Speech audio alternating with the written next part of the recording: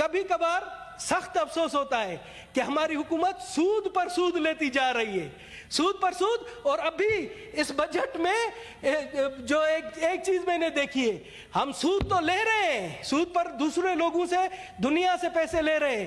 آپ حیران ہوں گے کہ وفاق سود پر صوبوں کو پیسے دے رہا ہے.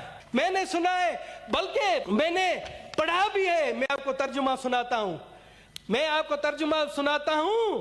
سورہ بقرہ سورہ نمبر 278 میں ہے، اے ایمان والو اللہ سے ڈرو اور جو کچھ سود کا بقایا ہے اس کو چھوڑ دو اگر تم ایمان والے ہو. اسی طرح سے سورہ بقرہ 279 میں، پھر اگر اس پر پھر بھی آپ عمل نہیں کرو گے اور سود لیتے رہو گے اور دیتے رہو گے تو اللہ اعلان سن لو، یہ اللہ تعالیٰ کے ساتھ جنگ اور اللہ کے رسول کے خلاف جنگ ہے، اور اگر تم توبہ کر لو گے تو تم کو تمہارے اصل اموال مل